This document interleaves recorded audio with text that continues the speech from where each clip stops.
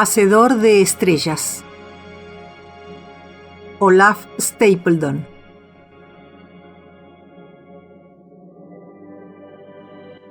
Capítulos 10 y 11.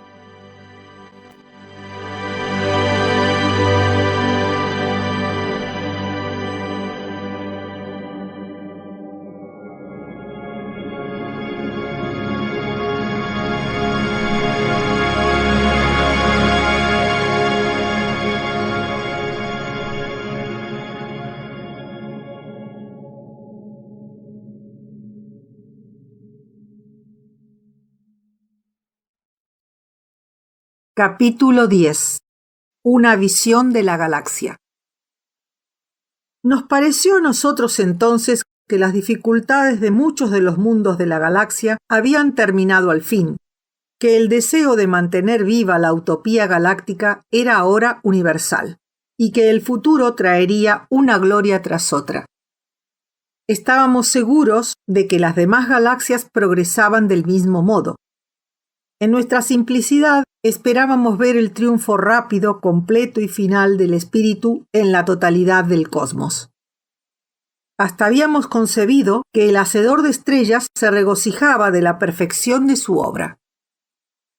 Recurriendo a símbolos para expresar lo inexpresable, imaginábamos que antes del comienzo el hacedor de estrellas estaba solo, y que por amor y espíritu de comunidad había resuelto crear una criatura perfecta, su compañía.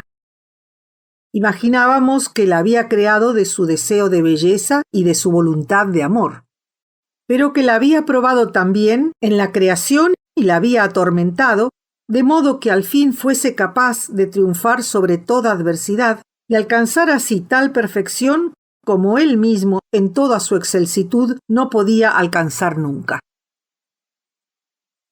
Pensábamos que el cosmos mismo era esa criatura, y nos parecía en nuestra simplicidad que habíamos asistido a la mayor parte del crecimiento cósmico, y que solo faltaba el clímax de ese crecimiento, la unión telepática de todas las galaxias, es decir, el espíritu uno, totalmente despierto del cosmos, perfecto, destinado a ser eternamente contemplado y gozado por el hacedor de estrellas.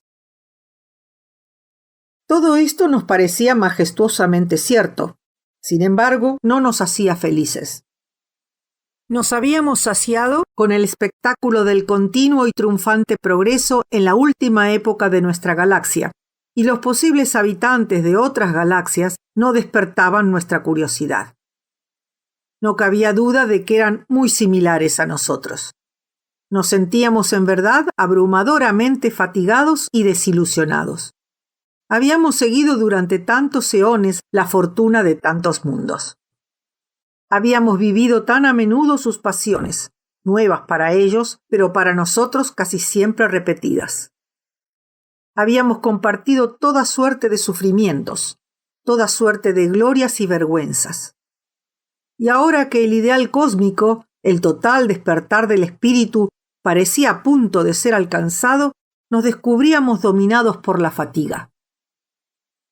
¿Importaba acaso que todo el vasto drama de la existencia fuese o no conocido y gozado intrincadamente por el espíritu perfecto? ¿Importaba acaso que nosotros completásemos o no nuestro peregrinaje? Nuestro grupo, distribuido por toda la galaxia durante tantos eones, había mantenido dificultosamente la unidad de su mente comunitaria. En todo tiempo nosotros, a pesar de nuestra pluralidad, habíamos sido en verdad yo, el simple observador de muchos mundos. Pero el mantenimiento de esta identidad se estaba convirtiendo ella misma en un duro trabajo. El yo estaba abrumado por la falta de sueño. El múltiple nosotros anhelaba los pequeños mundos natales, las madrigueras y ese embotamiento animal que nos había separado de todas las inmensidades. Yo en particular, el inglés, anhelaba dormir sano y salvo en aquel cuarto donde ella y yo habíamos dormido juntos, olvidadas las urgencias del día, solo con el sueño y la oscura, la pacífica conciencia de la existencia del otro. Pero aunque la fatiga había vencido en mí toda resistencia, el sueño no venía. Yo seguía allí atado a mis compañeros entre los numerosos mundos triunfantes. Un descubrimiento acabó lentamente con nuestra somnolencia. Poco a poco fuimos comprendiendo que el sentimiento prevaleciente en los innumerables sistemas de mundos utópicos no era en verdad de triunfo. En todos los mundos encontramos una convicción muy profunda, la de la pequeñez e impotencia de los seres finitos, cualquiera fuese su nivel. En cierto mundo había una criatura que podríamos llamar un poeta. Le hablamos de nuestra concepción de la meta cósmica, y él nos dijo: cuando el cosmos despierte, si despierta, descubrirá que no es la criatura amada de su creador, sino una mera burbuja que flota a la deriva en el ilimitado e insondable océano del ser. Lo que nos había parecido al principio la irresistible marcha de unos mundos espirituales, semejantes a dioses, con todos los recursos del universo a su disposición y la eternidad ante ellos, se nos revelaba ahora gradualmente como algo muy distinto. El gran adelanto de la capacidad mental y la realización de la comunidad mental en el cosmos había provocado un cambio en la experiencia del tiempo. El alcance temporal de la mente era ahora mucho más extenso. Los mundos despiertos vivían un eón como un simple día agitado. Tenían conciencia del paso del tiempo como un hombre en una canoa tiene conciencia de un río que nace perezosamente y luego se quiebran rápidos y corre cada vez más hasta que, no muy lejos, se precipita al mar en una catarata. Al mar, es decir, al fin eterno de la vida, la extinción de las estrellas. Comparando el breve plazo de que disponían con la gran obra que tanto los apasionaba, el despertar total del espíritu cósmico, comprendían que no tenían tiempo que perder y que probablemente era ya demasiado tarde. Tenían el raro presentimiento de que un inesperado desastre caería sobre ellos. Decían a menudo: no sabemos qué nos tienen preparado las estrellas y menos aún el hacedor de estrellas. Y otras veces decían: no hemos de considerar ni por un instante que nuestro mejor fundado conocimiento de la existencia sea realmente la verdad. Solo vemos los colores que nuestros propios ojos pintan en la película de una burbuja en la espuma del océano del ser. Esta creencia de que ninguna criatura cumple totalmente su destino daba a la sociedad galáctica de mundos el encanto y la pureza de una flor perecedera y delicada. Y ahora nosotros mismos estábamos aprendiendo a mirar aquella vasta utopía como si fuese una criatura de precaria belleza. En ese estado de ánimo tuvimos de pronto una experiencia notable. Habíamos decidido tomarnos algo así como un día de fiesta en nuestras exploraciones y disfrutar del vuelo incorpóreo en el espacio. Reunimos a todos los del grupo, desde mundos muy distantes, nos unimos en un único y móvil punto de vista y luego, como un solo ser, nos deslizamos y giramos entre las estrellas y nebulosas. Al fin se nos ocurrió sumergirnos en el espacio exterior. Nuestra velocidad aumentó hasta que las estrellas de delante parecieron violetas y las de atrás rojas. Y luego las de delante y las de atrás se desvanecieron, y nuestra desenfrenada velocidad borró todo lo visible. Hundidos en aquella absoluta oscuridad, meditamos en el origen y el destino de las galaxias y en la imagen del cosmos que contrastaban de modo tan tremendo con los diminutos hogares a los que tanto deseábamos regresar. Al fin nos detuvimos descubriendo que no nos encontrábamos donde creíamos. La galaxia de la que habíamos partido estaba muy lejos, a nuestras espaldas, no mayor que una nube. Pero no era la nítida espiral que debiera haber sido. Luego de cierta confusión mental, descubrimos que estábamos viendo a la galaxia tal como era en una de las primeras etapas de su existencia. En realidad, en un tiempo en que no era aún una galaxia, pues la nube no era una nube de estrellas, sino una niebla luminosa. En el centro había un vago resplandor de bordes pálidos que se confundía gradualmente con el cielo negro. Hasta el cielo mismo era muy extraño. Aunque sin estrellas, estaba densamente poblado por gran número de nubes claras. Todas parecían más alejadas de nosotros que el lugar de donde habíamos venido, pero algunas eran tan grandes como Orión en el cielo terrestre. Tan ocupado estaba el cielo que los extremos filamentosos de las nubes se tocaban a veces o estaban separados por estrechas grietas de vacío que dejaban ver otras nebulosas más remotas, algunas tan distantes que eran meros puntos de luz. Habíamos retrocedido en el tiempo, evidentemente, hasta una época en que todas las grandes nebulosas eran vecinas, antes de que la explosiva naturaleza del cosmos las hubiera alejado unas de otras, luego de separarlas de la densa y uniforme sustancia primera. Mientras mirábamos, advertimos que los acontecimientos del universo estaban sucediéndose ante nosotros con fantástica velocidad. Todas las nubes se encogieron visiblemente, retirándose y cambiando de forma. Todos los orbes parecieron achatarse y se hicieron más definidos. Retrocediendo aún más y disminuyendo de tamaño, las nebulosas parecieron luego discos de niebla. Pero mirábamos aún cuando se hundieron tanto en los abismos del espacio que nos fue difícil observar otros cambios. Solo nuestra nebulosa natal estaba aún cerca, como una forma oval que ocupaba la mitad del cielo. En ella fijamos entonces nuestra atención. Aparecieron diferencias, regiones de nieblas más brillantes y menos brillantes, de brazos y remolinos débiles, como espuma en las olas del mar. Estas formas oscuras se movían lentamente como jirones de nubes sobre unas lomas. Al fin, se hizo evidente que las corrientes internas de la nebulosa fluían en un cierto orden. Aquel gran mundo de gas giraba en verdad lentamente, casi como un tornado, y al girar se achataba. Era ahora la imagen borrosa de un pedrusco achatado y veteado y que no veíamos claramente porque estaba demasiado cerca. Al fin advertimos, con nuestra nueva y milagrosa visión, que aquí y allá, principalmente en las zonas exteriores, aparecían puntos microscópicos de luz más intensa. Mientras mirábamos, el número de estos puntos aumentaba y el espacio que los separaba se hacía más negro.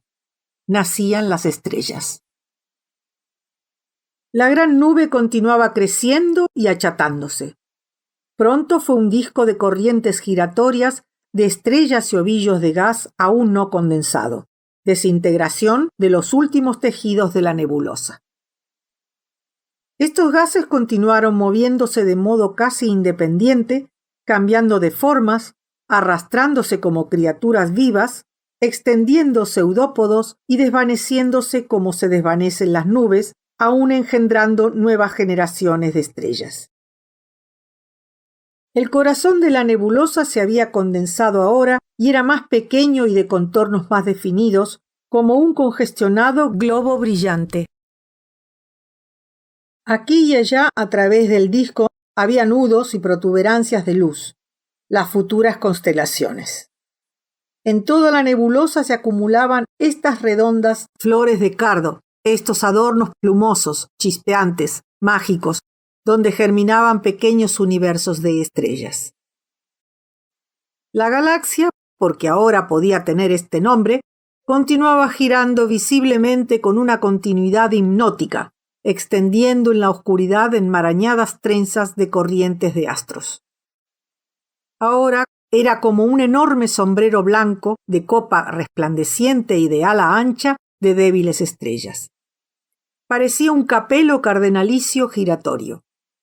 Las dos borlas eran dos largas espirales de estrellas. los bordes deshilachados se habían desprendido y se habían convertido en subgalaxias que giraban alrededor de la galaxia mayor. Todo el sistema se balanceaba como un trompo, y al fin el ala pareció una elipse todavía más estrecha de bordes afilados que terminaban en una materia no luminosa como una línea delgada, oscura y nudosa trazada sobre la brillante sustancia interior de nébulas y estrellas.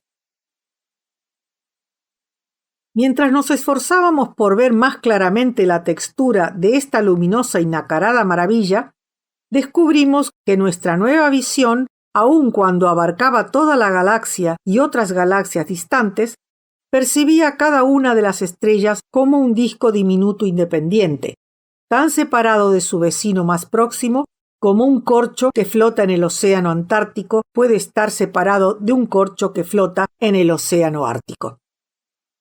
Así, a pesar de la nublada y opalescente belleza de su forma total, la galaxia se nos aparecía como un vacío tachonado de muy apartados centelleos. Observando las estrellas desde más cerca, vimos que mientras fluían en grupos como cardúmenes de peces, a veces sus corrientes se interpenetraban. Nos pareció que las estrellas de las diferentes corrientes, entrecruzando sus caminos, se impulsaban unas a otras, moviéndose en largas parábolas mientras atravesaban distintas esferas de influencia. Así, a pesar de la distancia que las separaba, las estrellas parecían a menudo diminutas criaturas vivientes que tenían conciencia unas de otras.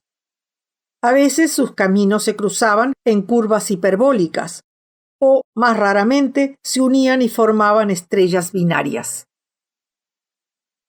Tan rápidamente pasaba el tiempo ante nosotros que los eones eran momentos.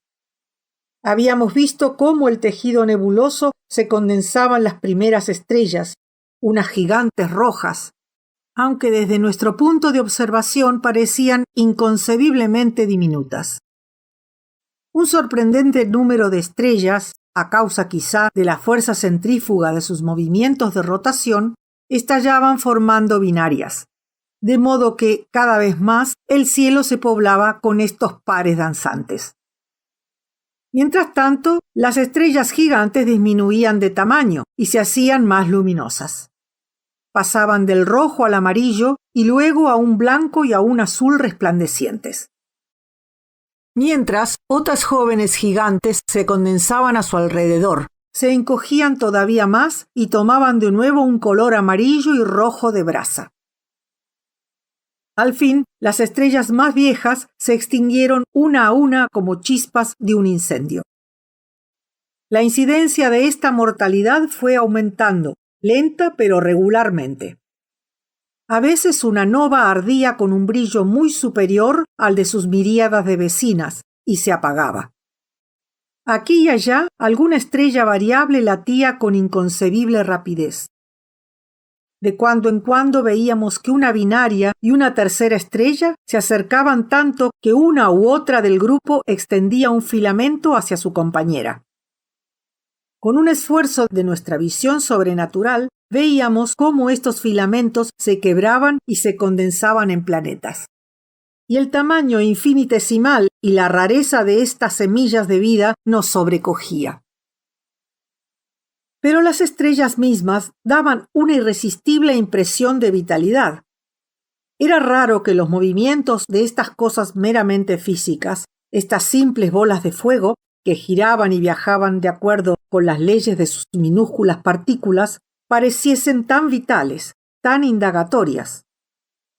Pero toda la galaxia en realidad parecía tan vital, tan semejante a un organismo, con sus delicadas líneas de corrientes de estrellas, como las líneas del interior de una célula viva, y de brazos extendidos casi como órganos del tacto y con un núcleo de luz. Esta vasta y hermosa criatura estaba seguramente viva. Debía de tener una experiencia inteligente de sí misma y de otros seres. Sentimos que estos desordenados pensamientos nos arrastraban y dominamos nuestra fantasía, recordando que sólo en esas raras semillas llamadas planetas podía engendrarse la vida, y que todas aquellas joyas en movimiento no eran sino un fuego que se consumía a sí mismo. Con creciente afecto y nostalgia volvimos nuestra atención más cuidadosamente hacia los sutiles remolinos de llamas que se condensaban en los primeros gérmenes de planetas. Gotas fundidas al principio que giraban y latían, sobre las que crecía luego una costra pétrea y una película de agua y una envoltura de aire. Nuestra vista penetrante observó que en sus aguas profundas fermentaba la vida, que pronto invadió los océanos y continentes. Unos pocos de estos mundos tempranos despertaron a una inteligencia de nivel humano, y muy pronto sus criaturas pisaban el umbral de la lucha por el espíritu, de la que pocos salían victoriosos. Mientras tanto, nuevos nacimientos planetarios, raros entre las estrellas, y que sumaban sin embargo miles y miles, engendraban nuevos mundos y nuevas biografías. Vimos la otra Tierra con sus glorias y miserias recurrentes y su fracaso final. Vimos los otros mundos humanoides, los equinodermos, los centaurianos y los otros. Vimos al hombre en su pequeña Tierra que pasaba por muchas fases alternadas de torpeza y lucidez y caía de nuevo en la abyección. De época en época su forma corporal cambiaba como una nube. Observamos su desesperada lucha con los invasores marcianos y luego, tras un momento que incluía otras edades de oscuridad y de luz, vimos que el temor a la caída de la luna lo llevaba al inhospitalario planeta Venus. Más tarde, luego de un eón, que era solo un suspiro en la vida del cosmos, huyó a Neptuno perseguido por la explosión del Sol, y allí se hundió otra vez en la mera animalidad durante muchos eones. Pero al fin ascendió una vez más y alcanzó su más fina inteligencia, solo para ser quemado por una irresistible catástrofe como una polilla en una llama. Toda esta historia humana, apasionada y trágica para sus criaturas, no parecía en la vida de la galaxia sino un esfuerzo minúsculo, estéril e insignificante, que duraba solo unos momentos. Cuando se desvaneció del todo, la multitud de sistemas planetarios seguía viviendo, con algunas víctimas ocasionales y algún nuevo nacimiento planetario aquí y allá entre las estrellas y algún desastre nuevo. Antes y después de la perturbada vida del hombre, vimos otras razas humanoides que se alzaban en veintenas y centenares y de las que solo unas pocas estaban destinadas a superar el más alto nivel espiritual del hombre, a desempeñar un papel en la comunidad galáctica de mundos.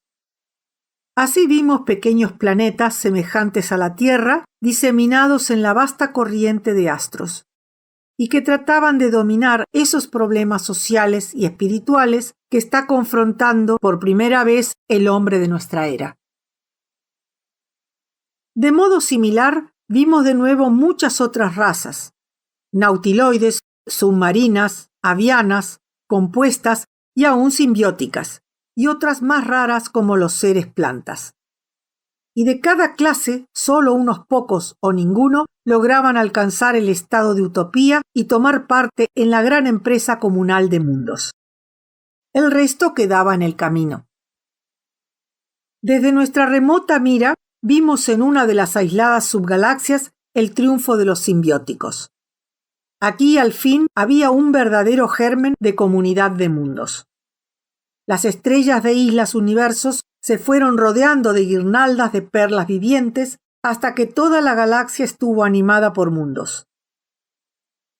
Entretanto, en el sistema principal apareció la contagiosa y flagrante demencia del imperio que ya habíamos observado en detalle. Pero lo que nos había parecido antes una guerra de titanes, donde grandes mundos maniobraban en el espacio con inconcebible rapidez, destruyéndose mutuamente en sucesivos holocaustos, eran ahora los bruscos movimientos de unas pocas chispas microscópicas, unos pocos animálculos luminosos rodeados por indiferentes miríadas de estrellas. Al fin, sin embargo, vimos que una estrella ardía y destruía sus planetas. Los imperios habían destruido algo más noble que ellos mismos. Hubo un segundo crimen y un tercero. Luego, bajo la influencia de la subgalaxia, la locura imperial cedió y el imperio se deshizo. Y pronto nuestra fatigada atención fue arrastrada por el irresistible advenimiento de la utopía que invadió la galaxia. Esto se nos hizo visible principalmente como un creciente aumento de los planetas artificiales. Las estrellas florecieron una tras otra con apretadas órbitas de estas joyas vitales, estos capullos preñados de espíritu. Constelación tras constelación, toda la galaxia vivió con miríadas de mundos. Cada uno de estos mundos, poblado con su única y multitudinaria raza de sensibles inteligencias individuales, era en sí mismo algo vivo, poseído por un espíritu común. Y cada uno de los sistemas de muchas órbitas populosas era en sí mismo un ser comunal. Y toda la galaxia, unida por una red telepática, era un solo ser ardiente, una inteligencia única, el espíritu común, el yo de todos sus innumerables, diversos y efímeros individuos. Toda esta vasta comunidad miraba ahora más allá de sí misma hacia las otras galaxias. Resuelta a proseguir la aventura de la vida y del espíritu en la más amplia de todas las esferas, la esfera cósmica, estaba en constante comunicación telepática con sus semejantes, y al mismo tiempo concebía toda suerte de raras ambiciones prácticas, comenzando a aprovechar la energía de sus propias estrellas en una escala hasta entonces inimaginable. No solo cada sistema solar estaba ahora rodeado por un sendal de trampas de luz que concentraban la dispersa energía solar para algún fin práctico, de modo que la luz de la galaxia parecía velada, sino que también muchos astros, poco adecuados para ser soles, eran desintegrados y utilizados como prodigiosos almacenes de energía subatómica. De pronto nuestra atención fue atraída por un acontecimiento que aún a esta distancia era visiblemente incompatible con el estado utópico. Una estrella rodeada de planetas estalló destruyendo todos sus anillos de mundos y se hundió luego en las sombras. Luego, en otra región de la galaxia, y en otra, ocurrió lo mismo. Para averiguar la causa de estos sorprendentes desastres, nos dispersamos otra vez por un acto de la voluntad y volvimos a nuestros puestos de los distintos mundos.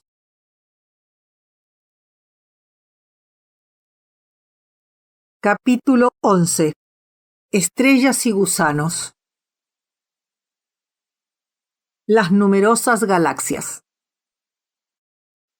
La Sociedad Galáctica de los Mundos había perfeccionado su comunicación con otras galaxias. El medio más simple de contacto era telepático, pero parecía también deseable cruzar físicamente el vasto vacío que separaba esta galaxia de la próxima. En la tentativa de emprender estos viajes, la Sociedad de Mundos provocó la epidemia de la explosión de estrellas. Antes de describir esta serie de desastres, diré algo de la condición de las otras galaxias, tal como las conocimos a través de la experiencia de nuestra propia galaxia. La exploración telepática había revelado hacía tiempo que por lo menos en algunas de las otras galaxias había mundos inteligentes. Y ahora, tras prolongados experimentos, los mundos de nuestra galaxia, que habían trabajado para tal fin como una sola mente galáctica, tenían un conocimiento mucho más minucioso del cosmos como totalidad. Esto había sido difícil a causa de un imprevisible rasgo de agrupación que se había descubierto en la actitud mental de las otras galaxias. En la constitución biológica y física básica de las galaxias, las diferencias no eran notables.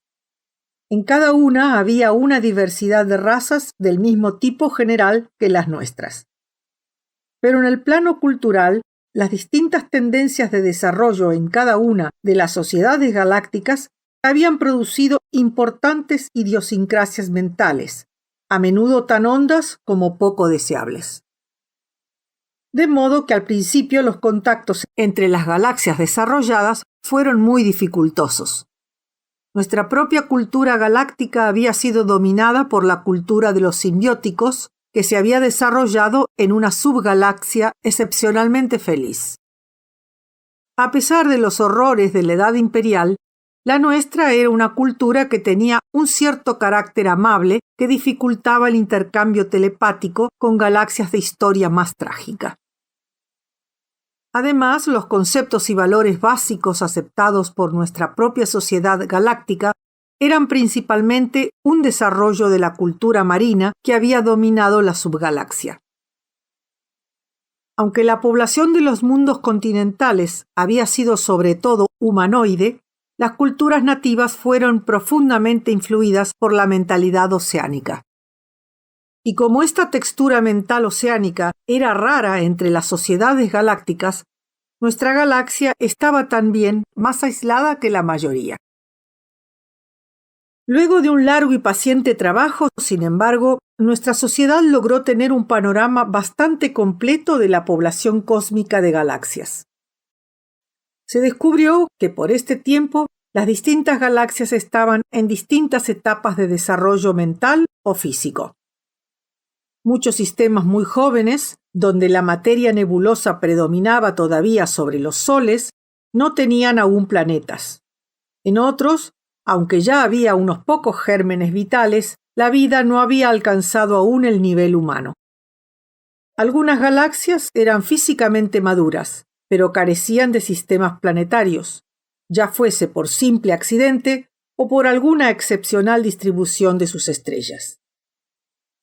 En muchos de los millones de galaxias, algún mundo inteligente había logrado extender a toda la galaxia su raza y su cultura, organizando la totalidad como el germen del huevo organiza en sí mismo toda la sustancia del huevo.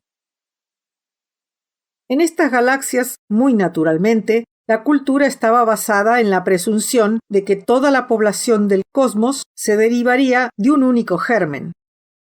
Cuando se estableció el intercambio telepático con otras galaxias, la reacción fue al principio de total estupefacción. No había pocas galaxias donde dos o más de esos gérmenes se habían desarrollado independientemente, poniéndose al fin en contacto. A veces el resultado era una simbiosis, otra una lucha interminable y aún la destrucción mutua. El tipo más común de sociedad galáctica era indudablemente aquel en que muchos sistemas de mundos se habían desarrollado independientemente, habían entrado en conflicto, se habían destrozado unos a otros, habían creado vastas federaciones e imperios, se habían hundido una y otra vez en el caos social, sin dejar de luchar entre tanto por el advenimiento de la utopía galáctica. Unos pocos habían alcanzado ya esa meta, aunque endurecidos por la amargura. Muchos más tanteaban aún el camino. Algunos estaban tan destruidos por las guerras que había pocas esperanzas de recuperación. Nuestra galaxia hubiese pertenecido en verdad a ese tipo si no hubiera sido por la feliz intervención de los simbióticos. A este resumen de la situación galáctica hay que añadir dos puntos. Primero, había ciertas sociedades galácticas muy adelantadas que habían sido espectadoras telepáticas de toda la historia de nuestra propia galaxia y de las otras. Segundo, en no pocas galaxias, las estrellas habían comenzado a estallar inesperadamente, destruyendo sus guirnaldas de mundos.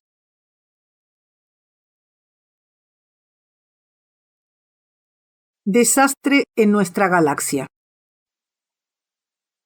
Mientras nuestra sociedad galáctica de mundos perfeccionaba su visión telepática y a la vez su estructura social y material, los inesperados desastres que nosotros ya habíamos observado desde lejos la obligaron a atender estrictamente a la tarea de preservar las vidas de sus mundos.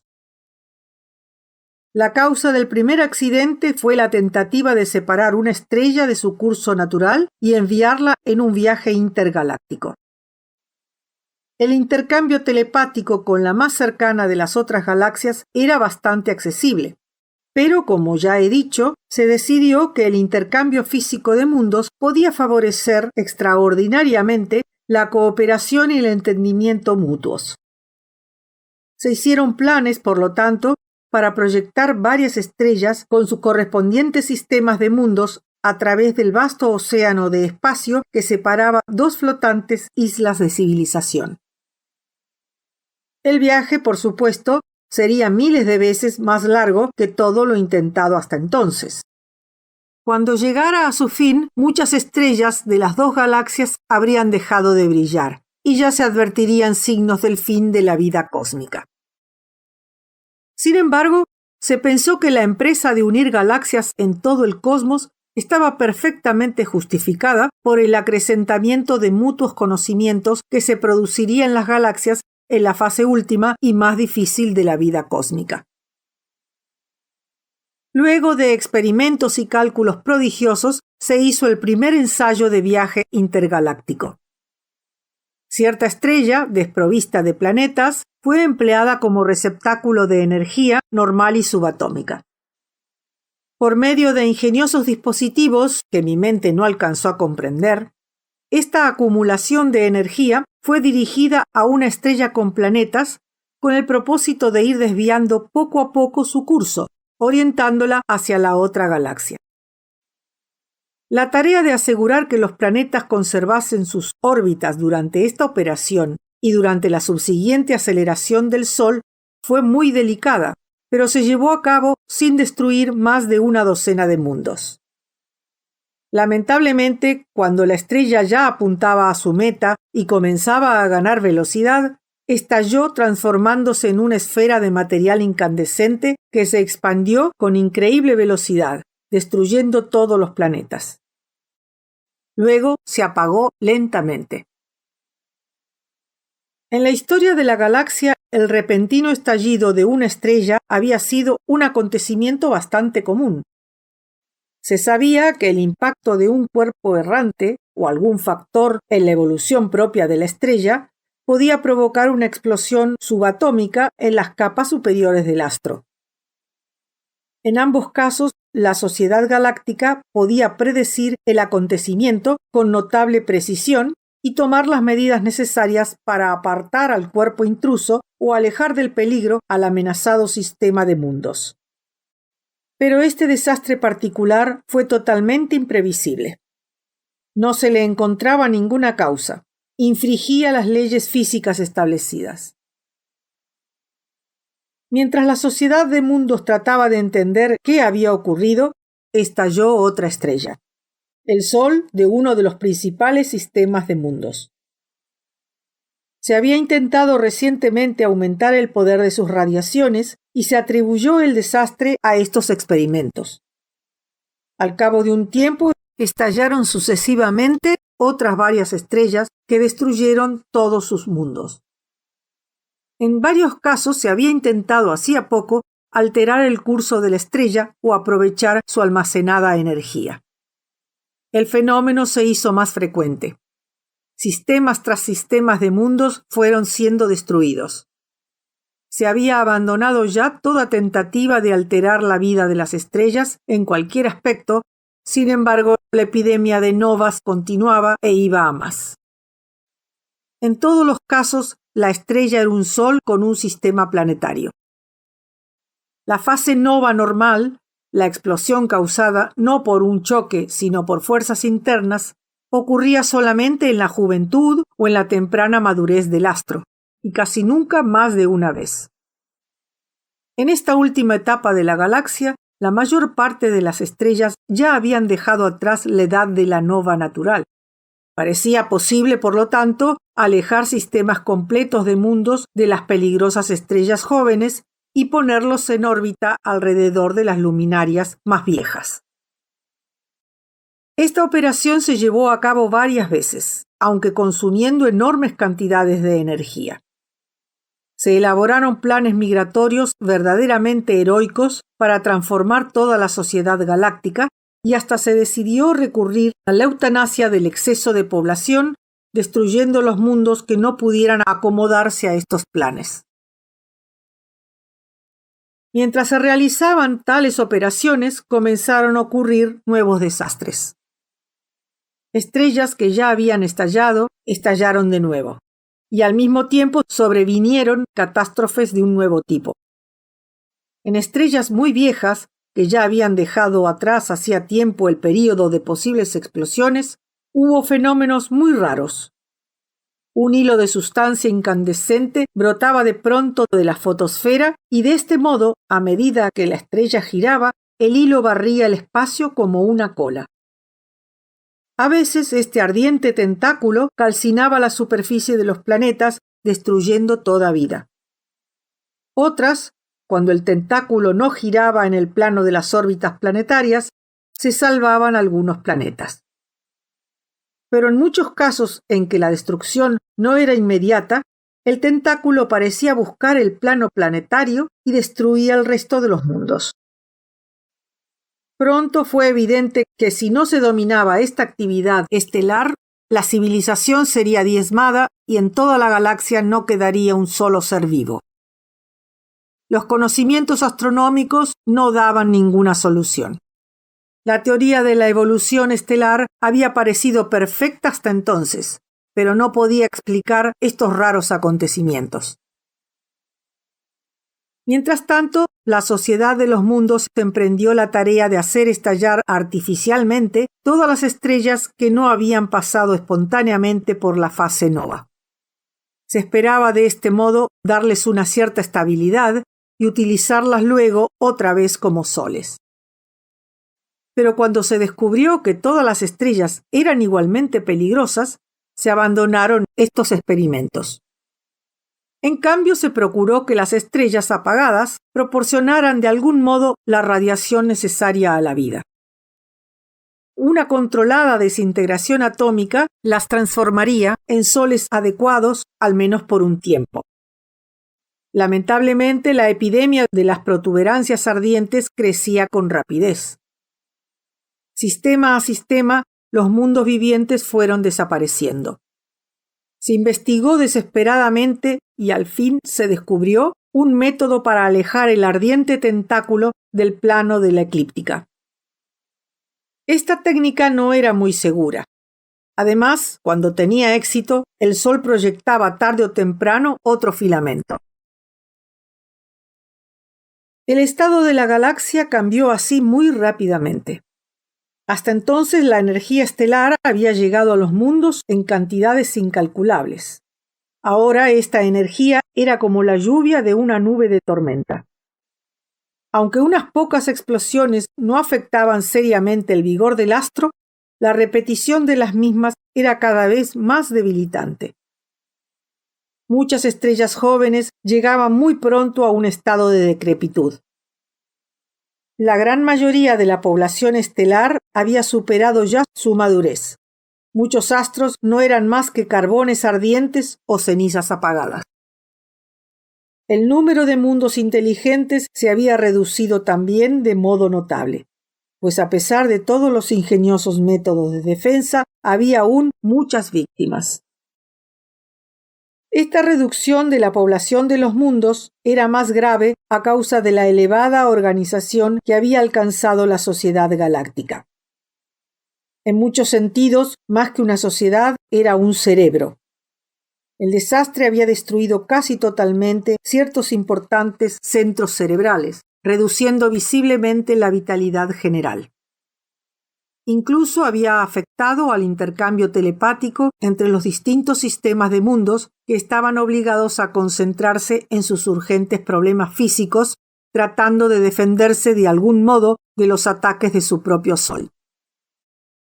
La mente comunal de la sociedad de los mundos había dejado de operar. La actitud emocional de estos mundos había cambiado también. El fervor por establecer la utopía cósmica había desaparecido, y con él el fervor por contemplar la aventura del espíritu mediante un mayor conocimiento y una mayor capacidad creadora. Ahora la exterminación parecía inevitable en un tiempo más o menos breve, y crecía la voluntad de ir al encuentro del destino con una paz religiosa. El deseo de alcanzar la lejana meta cósmica, que había sido al principio el motivo supremo de todos los mundos despiertos, parecía ahora extravagante y aún impío. No se entendía cómo aquellas pequeñas criaturas, los mundos despiertos, podían llegar a tener conocimiento de la totalidad del cosmos y menos de lo divino.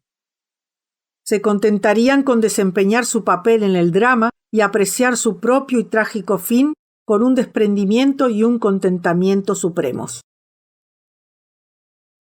Este ánimo de exaltada resignación, apropiado para enfrentar el inevitable desastre, pronto cambió bajo la influencia de un nuevo descubrimiento.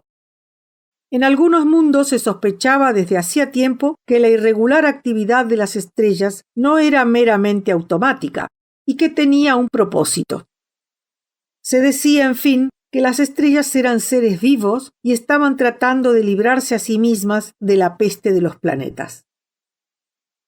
Esta teoría había parecido al principio demasiado fantástica, pero se hizo cada vez más evidente que la destrucción del sistema planetario de la estrella era el fin que determinaba la duración de aquella irregular actividad. Por supuesto, era también posible que de algún modo inexplicable, pero meramente mecánico, la presencia de muchas órbitas planetarias provocara la explosión o el nacimiento del miembro ardiente. La astrofísica no entendía, sin embargo, qué mecanismo podía provocar ese resultado. La investigación telepática fue reiniciada entonces para probar la teoría de la conciencia estelar y para ponerse en comunicación, si era posible, con las estrellas inteligentes. Esta tentativa fue al principio completamente estéril. Los mundos no podían saber qué método era el más apropiado para acercarse a mentes que, si realmente existían, tenían que ser inconcebiblemente extrañas. Parecía demasiado probable que ningún factor en la mentalidad de los mundos inteligentes fuese suficientemente similar a la mentalidad estelar como para servir de medio de contacto. Aunque los mundos recurrían a todo el poder de su imaginación, aunque exploraron, por así decirlo, todas las galaxias y pasajes subterráneos de su propia mentalidad, llamando esperanzadamente, no recibieron ninguna respuesta. La teoría de la conciencia estelar comenzó a parecer increíble. Una vez más, los mundos buscaron el consuelo, si no la alegría, de la aceptación. Sin embargo, unos pocos mundos que se habían especializado en técnicas psicológicas persistieron en sus investigaciones, pensando que aunque solo ellos pudieran comunicarse con las estrellas, se alcanzaría algún grado de mutuo entendimiento y concordia entre los dos órdenes de mentes galácticas. Al fin, el deseado contacto con las mentes estelares se efectuó un día, en parte gracias a la mediación de otra galaxia donde los mundos y las estrellas estaban ya reconociéndose mutuamente. Aún para las mentes de los mundos totalmente despiertos, la mentalidad estelar era demasiado extraña, inconcebible. Yo, individuo humano, no alcanzo a comprender ahora ninguna de sus características más distintivas. Sin embargo, trataré de resumir sus más simples aspectos esenciales para mi historia. Los mundos inteligentes establecieron el primer contacto con las estrellas en los planos más altos de la experiencia estelar, pero no seguiré el orden cronológico de estos descubrimientos. En cambio, comenzaré describiendo aspectos de la naturaleza estelar que fueron descubiertos solo después de haberse logrado una intercomunicación estable. El lector podrá concebir más fácilmente la vida mental de las estrellas luego de haberse familiarizado con los conceptos de la biología y la fisiología estelares.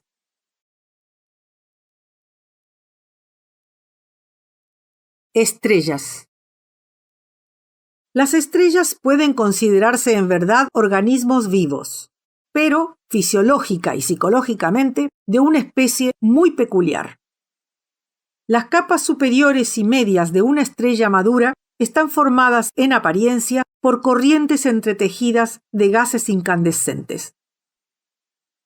Estos tejidos gaseosos viven y mantienen la conciencia estelar, interceptando parte de la inmensa energía que brota del centro congestionado y furiosamente activo de la estrella. Las capas vitales interiores son, en cambio, algo así como un aparato digestivo que transmuta la radiación en materias necesarias a la vida de la estrella. La capa coordinadora que envuelve esta área digestiva podría ser considerada el cerebro del astro.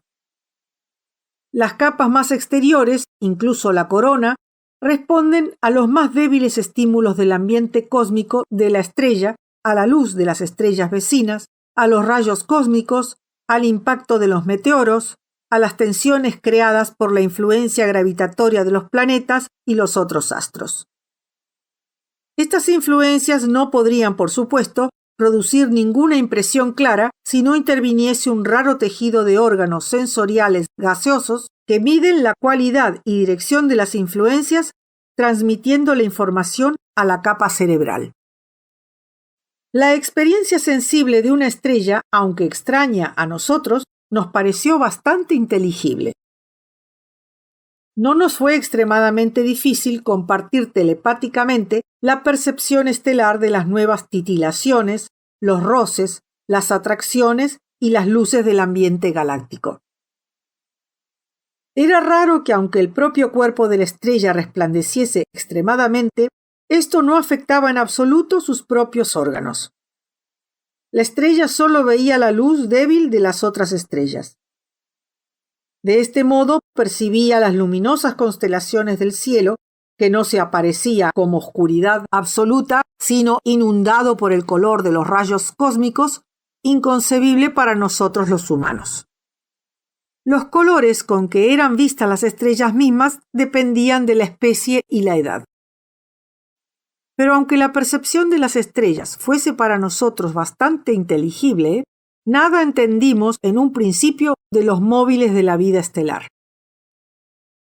Tuvimos que acostumbrarnos a un modo enteramente nuevo de considerar los acontecimientos físicos.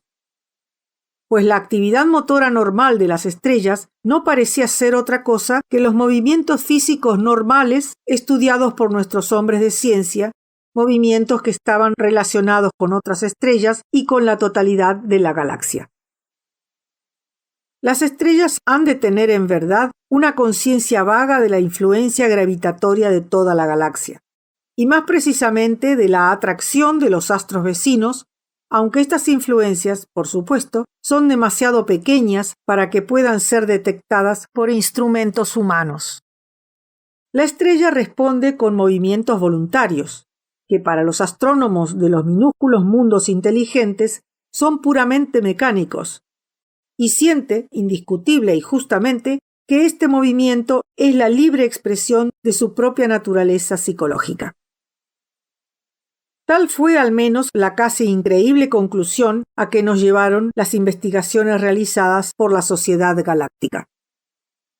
De modo que la experiencia normal de una estrella comprende la percepción de su ambiente cósmico junto con continuos cambios voluntarios en el interior de su propio cuerpo y en su posición cósmica en relación con otras estrellas.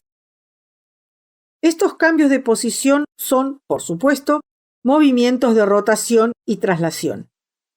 La vida motora de una estrella puede interpretarse, pues, como una sucesión de pasos de danza o una figura de patinaje ejecutados con perfecta habilidad de acuerdo con el principio ideal que emerge en la conciencia de la estrella desde las profundidades de su naturaleza y que se hace más claro a medida que el astro madura.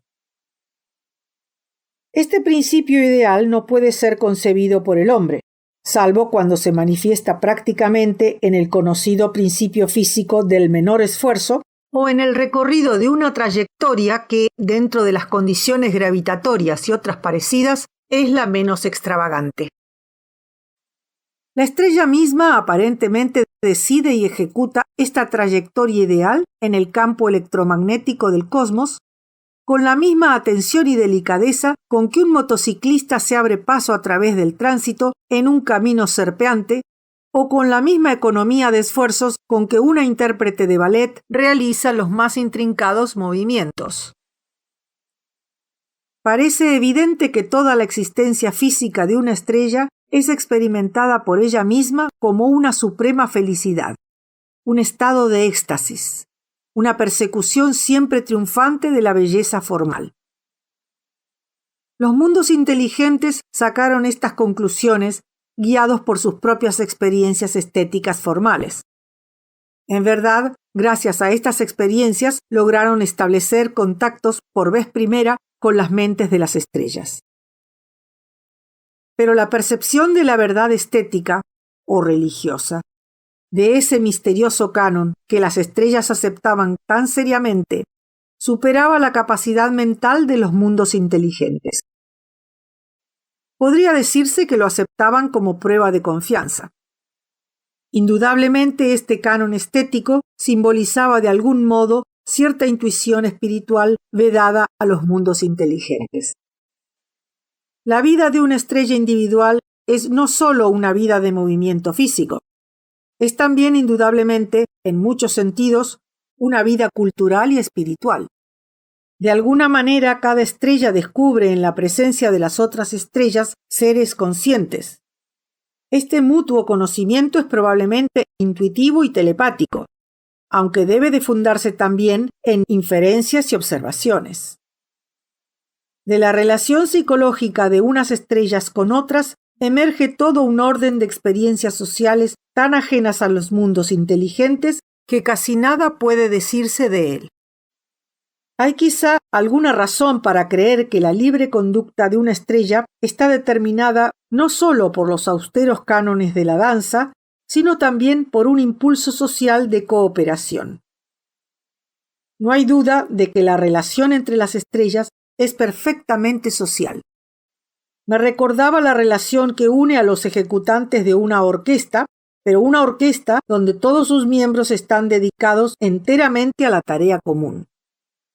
Posiblemente, aunque no con certeza, cada estrella, al ejecutar su tema particular, es guiada no solo por motivos estéticos o religiosos, sino también por la voluntad de permitir que sus compañeras tengan todas las oportunidades legítimas de expresarse.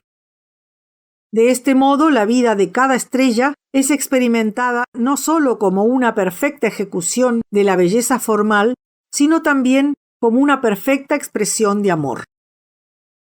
Sería, sin embargo, un error atribuir a las estrellas sentimientos de afecto y camaradería en un sentido humano. Quizá habría que limitarse a decir que sería probablemente más falso negar un afecto mutuo entre ellas que atribuirles realmente capacidad de amor. La investigación telepática vislumbró que la experiencia de las estrellas era en su totalidad de una textura muy distinta a la de los mundos inteligentes. Aún atribuirles pensamientos o deseos de cualquier especie sería quizá algo groseramente antropomórfico, pero es imposible hablar de sus experiencias en otros términos. La vida mental de una estrella es casi ciertamente un progreso que se inicia con una oscura mentalidad infantil y alcanza la discriminatoria conciencia de la madurez.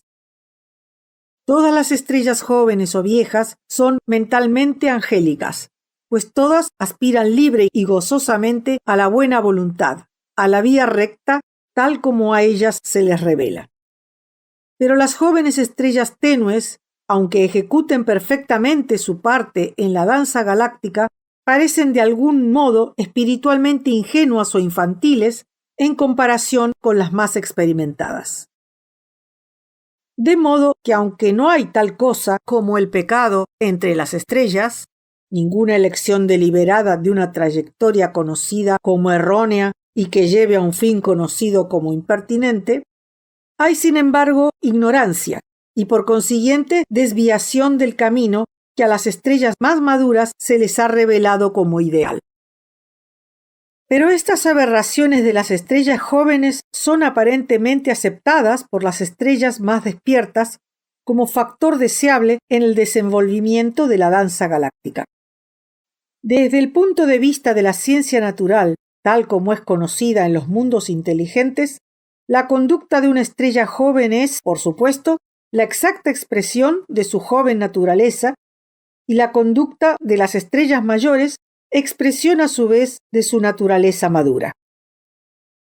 Pero, sorprendentemente, la naturaleza física de una estrella en cualquier etapa de su desarrollo es en parte expresión de la influencia telepática de otras estrellas. Por supuesto, la ciencia física de cualquier época no puede detectar nunca este hecho.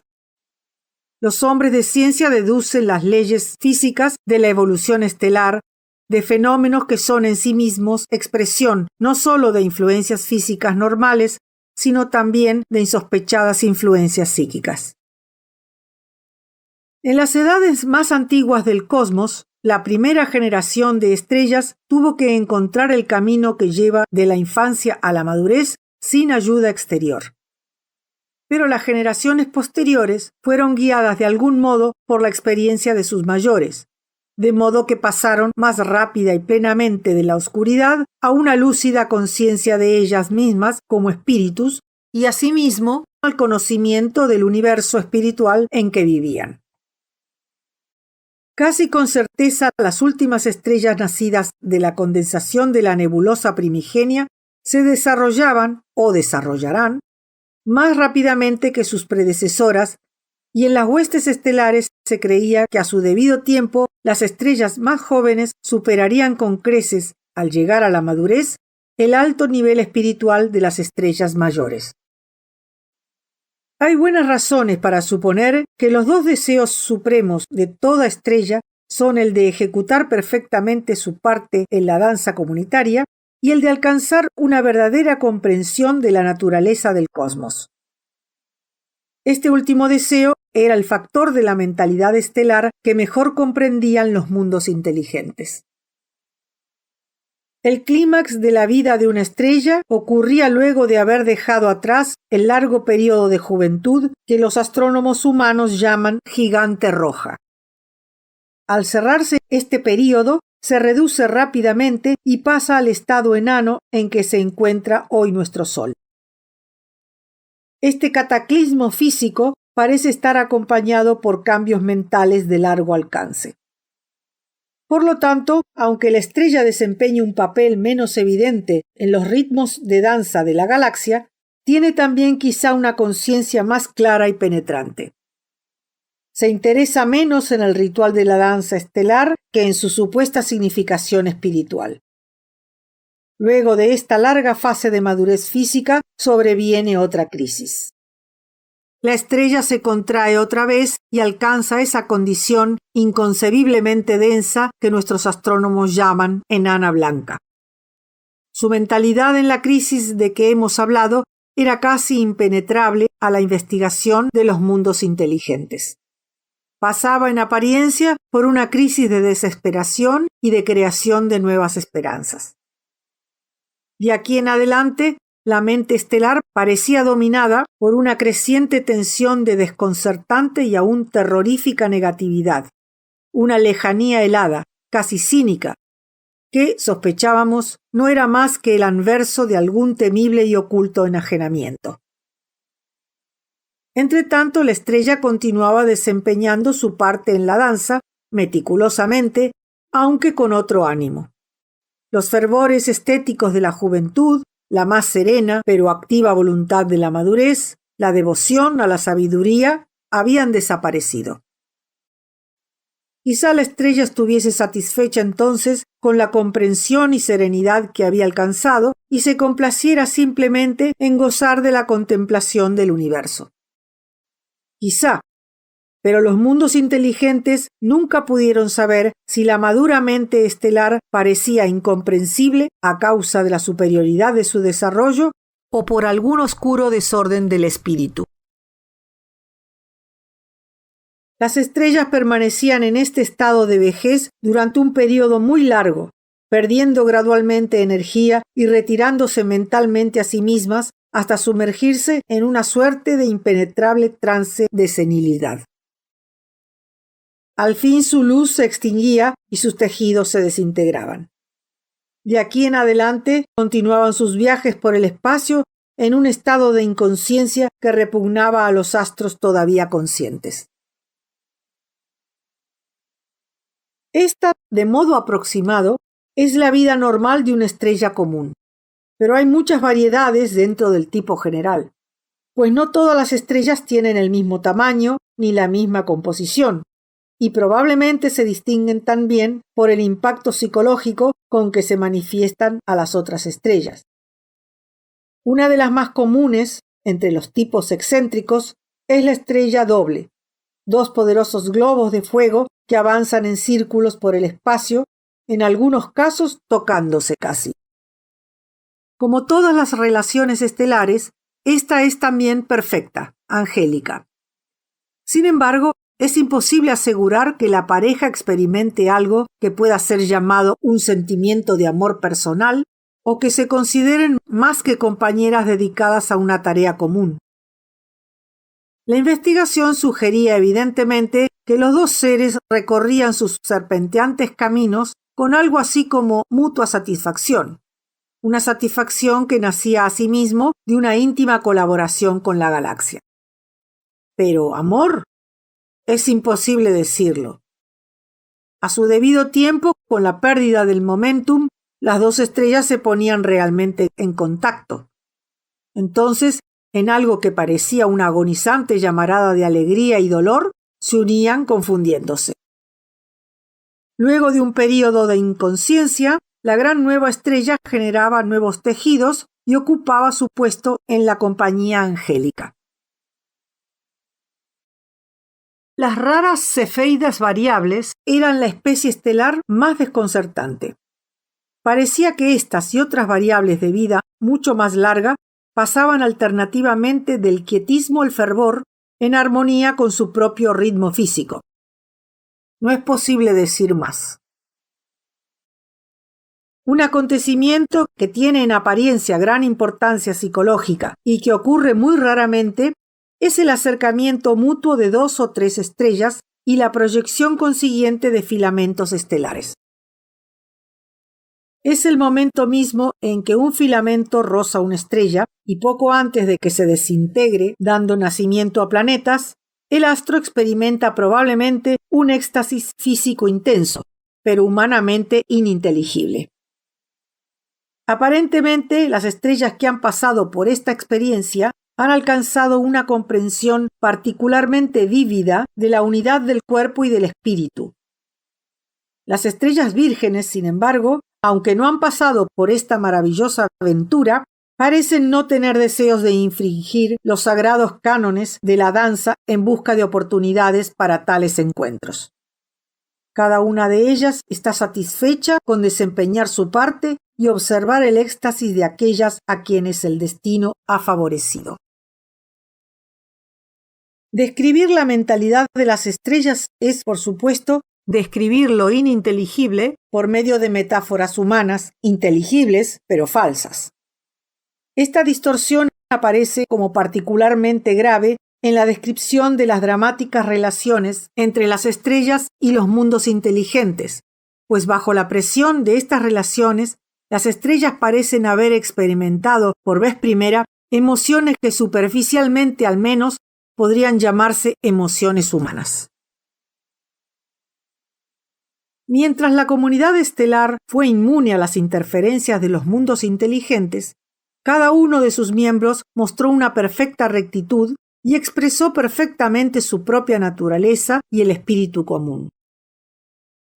Aún la senilidad y la muerte se aceptaban con calma, pues eran, universalmente, parte del tejido de la existencia, y lo que toda estrella deseaba no era la inmortalidad, ya para sí misma o la comunidad, sino el goce perfecto de su propia naturaleza. Pero cuando al fin los mundos inteligentes, los planetas, empezaron a interferir apreciablemente en el movimiento y en la energía estelares, algo nuevo e incomprensible entró presumiblemente en la experiencia de las estrellas. Las más afectadas se encontraron de pronto en un verdadero conflicto mental. Por alguna causa que ellas mismas no alcanzaban a percibir, No solamente erraban, sino que también parecían desear el error. Aunque todavía veneraban la verdad, elegían el extravío. Dije que esta perturbación no tenía precedentes. Esto no es estrictamente cierto.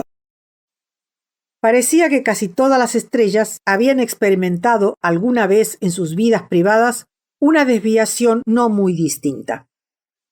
Sin embargo, y casi siempre, habían conseguido mantenerla en secreto hasta que al fin se había hecho tan familiar que era ya tolerable, o la estrella lograba ahogar la fuente misma de la desviación.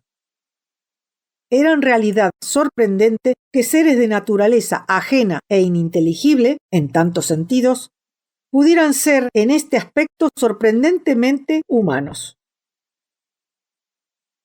En las capas exteriores de las estrellas jóvenes había casi siempre vida, no solo vida normal, sino también vida parásita, organismos de fuego minúsculos e independientes, a veces no mayores que una nube en el aire terrestre, y otros tan grandes como la Tierra misma.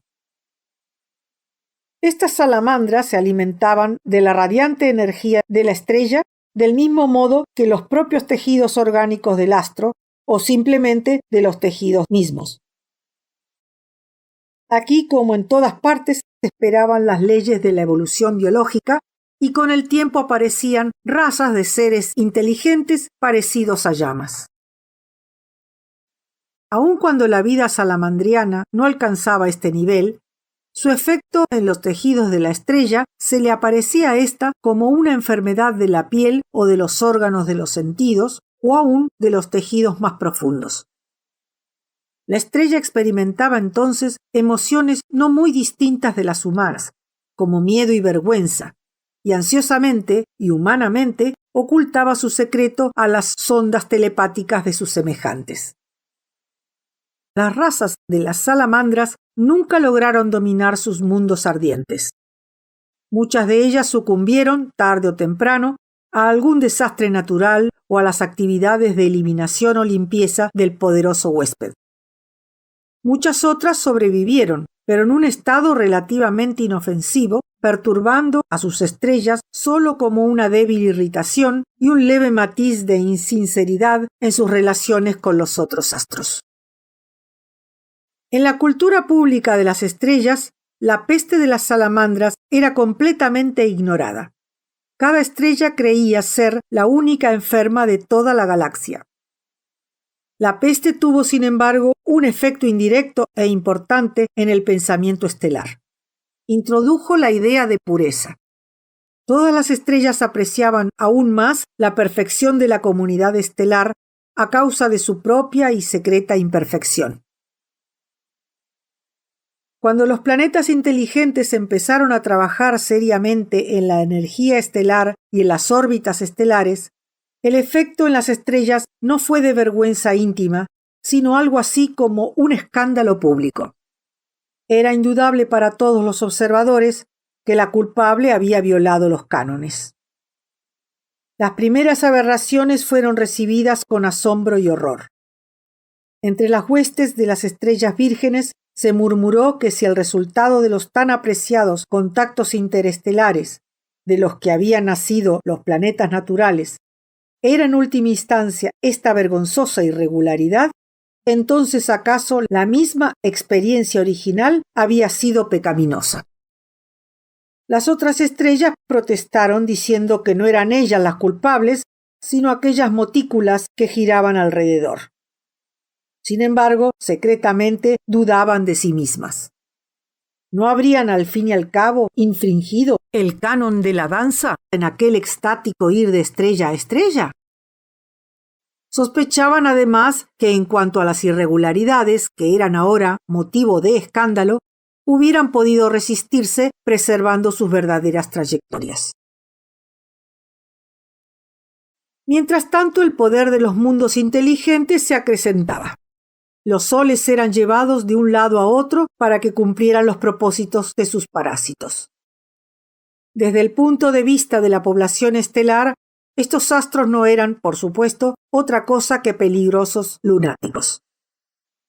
La crisis sobrevino, como ya he dicho, cuando los mundos proyectaron su primer mensajero hacia la galaxia más próxima.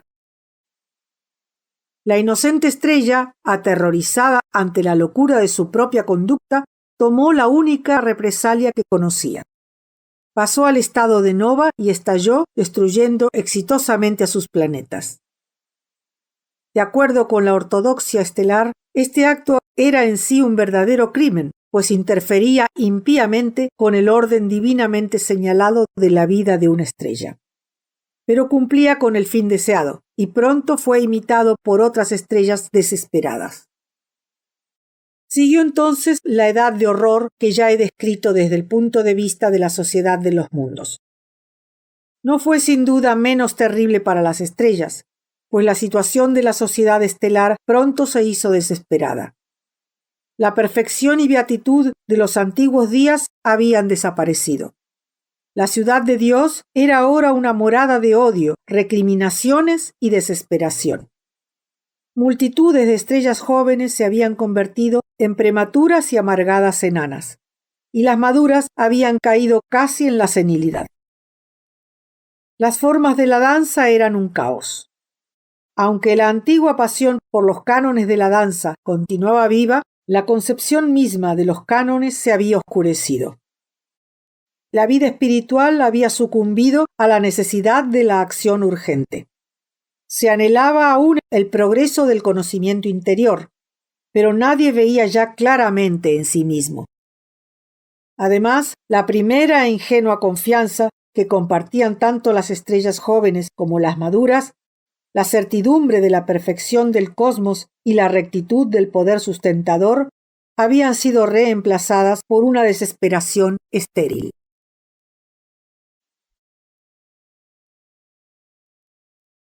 Simbiosis galáctica. Tal era la situación cuando los mundos inteligentes intentaron por vez primera ponerse en contacto telepático con las estrellas inteligentes. No necesito hablar de las etapas por las que el mero contacto fue convirtiéndose en una especie de torpe y precaria especie de comunicación. Con el tiempo las estrellas empezaron a entender que no se enfrentaban con meras fuerzas físicas ni con demonios, sino con seres cuya naturaleza era en el fondo idéntica a la de ellas. Nuestra investigación telepática percibió oscuramente el asombro que se extendió por toda la población estelar. Dos opiniones, dos políticas, dos bandos parecen haber emergido entonces gradualmente.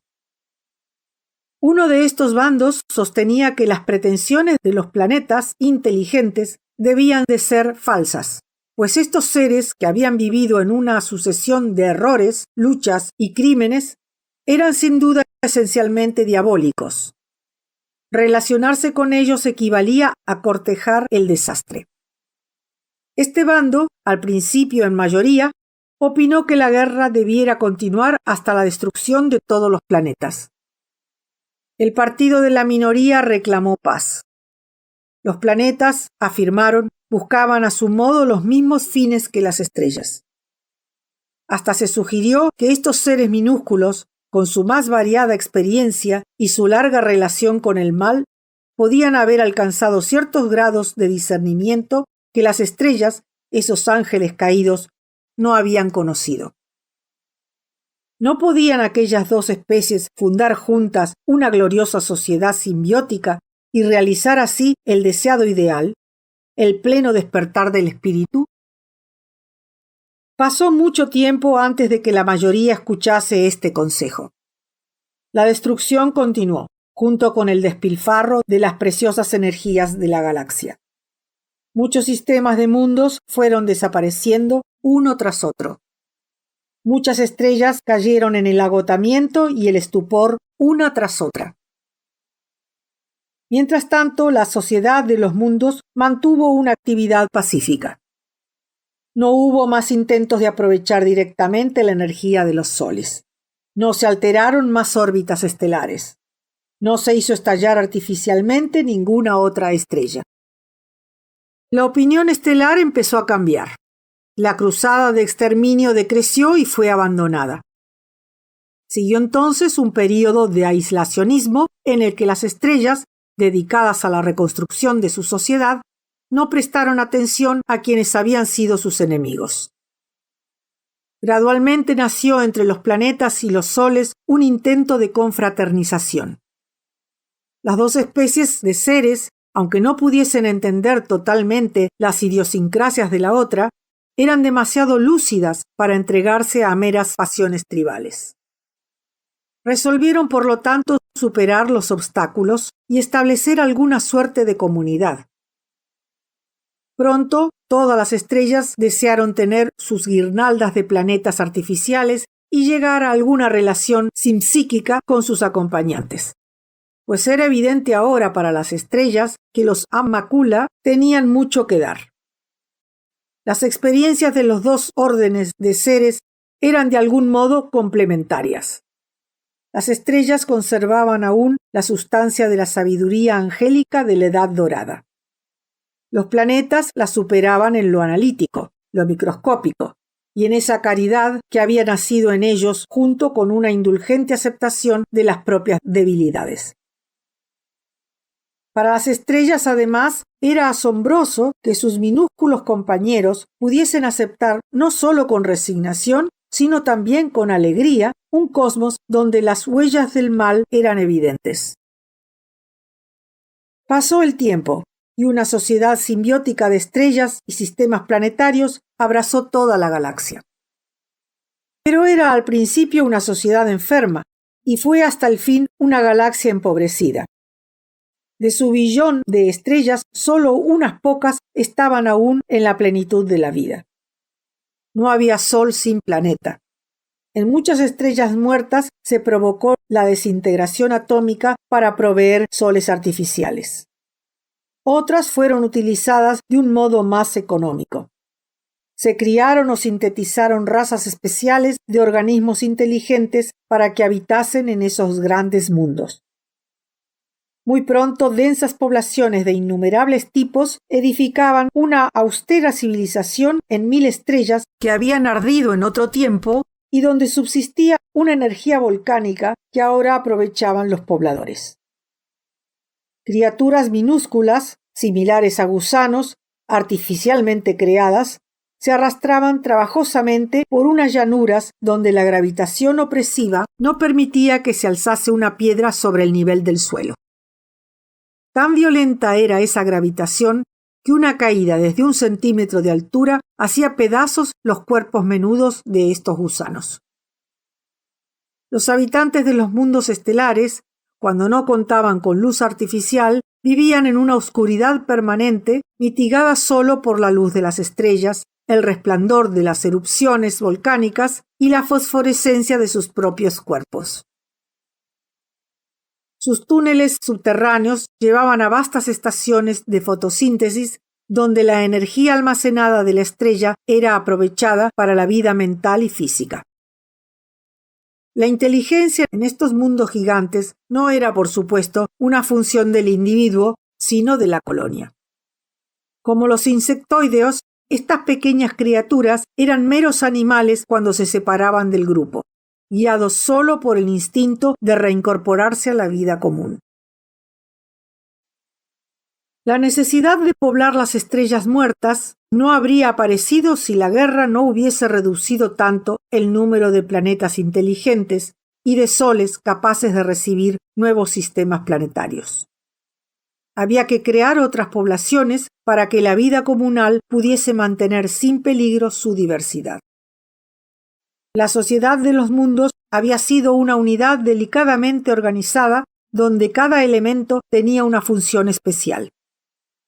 Los miembros perdidos no podían ser recuperados, y era necesario producir nuevos mundos que reemplazasen a aquellos, por lo menos aproximadamente. La sociedad simbiótica superó gradualmente las inmensas dificultades de organización y empezó a preocuparse por esa meta que es la aspiración última de todas las mentes completamente despiertas. Una meta a la que aspiran inevitable y gozosamente, pues corresponde a las necesidades de sus naturalezas más íntimas. La sociedad simbiótica buscó, pues, el despertar del espíritu. Pero este propósito, que anteriormente la Compañía Angélica de las Estrellas y la ambiciosa Sociedad de los Mundos habían esperado poder alcanzar no solo en los límites de la galaxia, sino en todo el cosmos, era ahora considerado con más humildad. Tanto las estrellas como los mundos reconocían que la galaxia natal y la totalidad cósmica de las galaxias estaban cerca del fin. La energía física que había aparecido en un tiempo inagotable era cada vez más escasa y alcanzaba apenas para mantener la vida. Estaba extendiéndose de un modo cada vez más uniforme por todo el universo. Los organismos inteligentes solo podían interceptarla aquí y allí y con dificultad antes de que su potencial decreciese. Muy pronto el universo sería físicamente senil. Todos los planes ambiciosos fueron abandonados. Ya no se discutió la posibilidad de viajar entre las galaxias. Tales empresas consumirían lo poco que había sobrevivido a la extravagancia de pasados eones.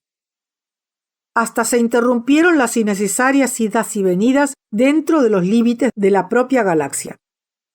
Los mundos permanecieron atados a sus soles. Los soles se enfriaban progresivamente. Y entre tanto, los mundos contraían sus órbitas en busca de calor. Pero, aunque la galaxia estaba físicamente empobrecida, era en muchos aspectos una utopía. La sociedad simbiótica de estrellas y mundos había alcanzado una armonía perfecta. La lucha entre las dos especies era un recuerdo del pasado remoto, y ambas se mantenían ahora leales al propósito común. Vivían sus vidas personales en celosa cooperación, amistoso conflicto e interés mutuo. Cada una tomaba parte de acuerdo con su capacidad en la tarea común de exploración y apreciación cósmicas. Las estrellas estaban muriendo ahora más rápidamente que antes, y la hueste de estrellas maduras se había convertido en una hueste de envejecidas estrellas blancas. A medida que morían, dejaban sus cuerpos a disposición de la sociedad para que fuesen usados como reservas de energía subatómica o como soles artificiales o como mundos habitados por poblaciones inteligentes. Muchos sistemas planetarios giraban ahora alrededor de un sol artificial. Físicamente la sustitución era tolerable, pero para seres que habían dependido de una relación mental con una estrella viva, aquel mero horno tenía un valor ínfimo. Previendo la inevitable disolución de la simbiosis en toda la galaxia, los planetas trataban de absorber rápidamente la visión angélica de las estrellas. Pero luego de unos pocos eones, los planetas mismos tuvieron que reducir su número. Alrededor de aquellos soles cada vez más fríos ya no podían apretarse miríadas de planetas. Pronto el poder mental de la galaxia, que hasta entonces había sido mantenido con dificultad en su más alto nivel, comenzó a desvanecerse inevitablemente. Sin embargo, la galaxia no perdía su ánimo. La simbiosis había perfeccionado de un modo notable el arte de la comunión telepática, y las muchas especies de espíritu que componían aquella sociedad se habían unido y comprendido de un modo tan íntimo que de esa armoniosa diversidad había emergido una verdadera mente galáctica de un alcance que sobrepasaba al de las estrellas y al de los mundos, tanto como éstos sobrepasaban el de sus propios individuos. La mente galáctica, que no era sino las mentes de las estrellas y mundos y organismos diminutos individuales, enriquecidas por todas las otras mentes, sabía que le quedaba poco tiempo de vida. Recordando las edades pasadas de la historia galáctica, examinando panoramas temporales donde se apretaban poblaciones diversas, la mente de nuestra galaxia se veía a sí misma como la consecuencia de una lucha, una pena y una esperanza frustrada y tácita. Todos los torturados espíritus del pasado no eran motivo de piedad o pena, sino de sonriente satisfacción, tal como la que un hombre puede sentir cuando piensa en las tribulaciones de su propia infancia. y la mente decía con la mente de cada uno de sus miembros. El sufrimiento del pasado, que a las criaturas de ese entonces les parecía un mal estéril, era el bajo precio que exigía mi advenimiento futuro. La totalidad en que estas cosas ocurren es justa, fértil y hermosa, pues yo soy el cielo en que todas mis criaturas encontrarían recompensa, satisfaciendo los deseos de sus corazones. Y en el poco tiempo que me queda, he de apresurarme, con todos mis pares, a completar el cosmos con nuestro perfecto y gozoso conocimiento y a saludar al Hacedor de galaxias y de estrellas y de mundos con nuestras justas alabanzas.